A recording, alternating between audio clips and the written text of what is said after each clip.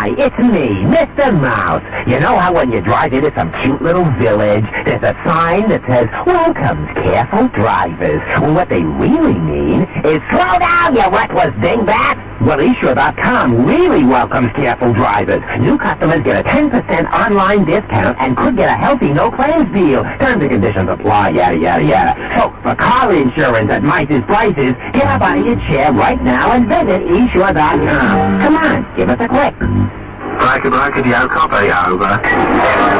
4020 trash can, over. Have you got your ears on good, buddy? Over. I think it's a negatory, amigo. Over. New handles and crackle over the airways send a nostalgic shiver down your spine, and maybe it's time you tried Nivea for Men Active Firming Moisturizer. It helps keep your skin looking firmer and feeling smoother, a bit like in the good old days. Nivea for Men, advanced face care. On 10:89 and 10:53 a.m.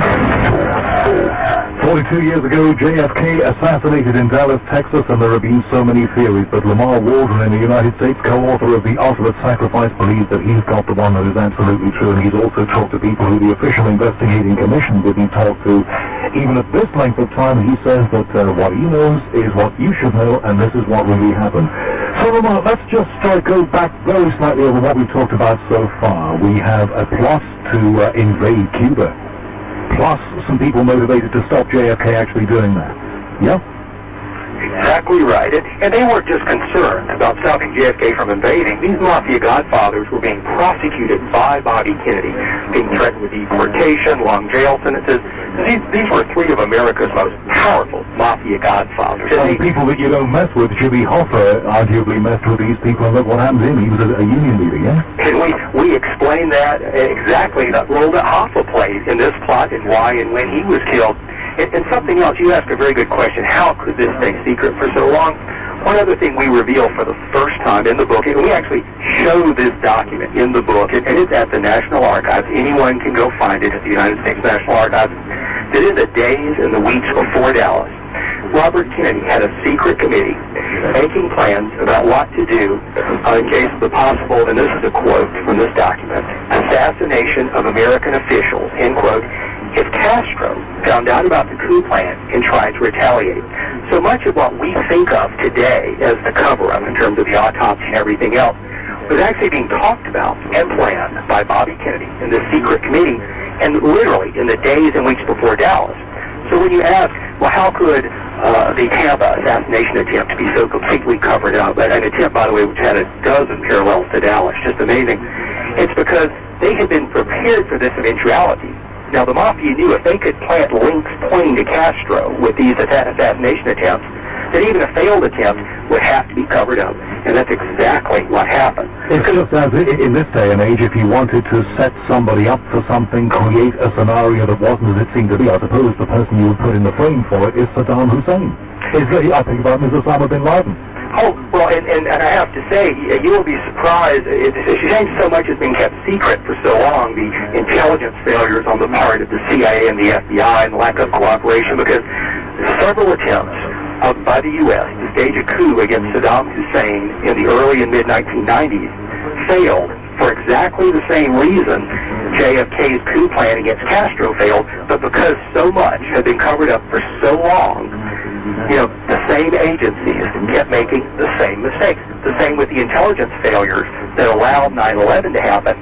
The same agencies making the same intelligence failures back in 1963, but because they were covered up for so long, the same agencies keep making those same mistakes. So it could have been stopped. Yeah, that's exactly right. The biggest events in history could have been stopped.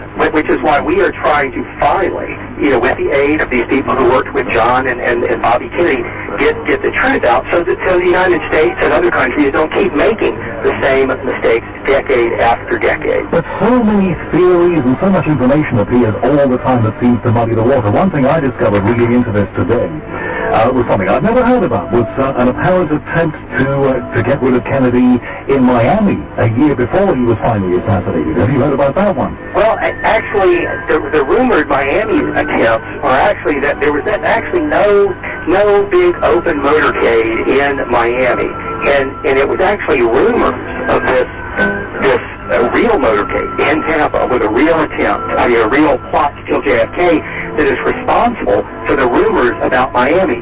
The investigating committees that heard those rumors about Miami would look into them, would find nothing to it. So what they were actually sort of getting, just pieces of, just hints of, was really the motorcade in Tampa that really happened, and the attempt to assassinate JFK that was really going down that day in Tampa.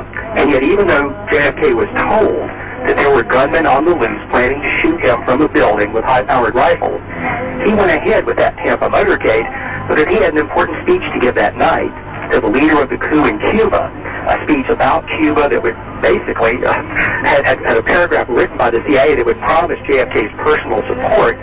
So JFK could not cancel that Tampa motorcade, and even in Dallas, 4 days later, and it's been known for years that JFK had talked that morning about being shot in a motorcade. Now we know why, because he knew those assailants were still at large, but they actually were kind of breathing easy after the scares in Chicago with the canceled motorcade, the big scare in Tampa.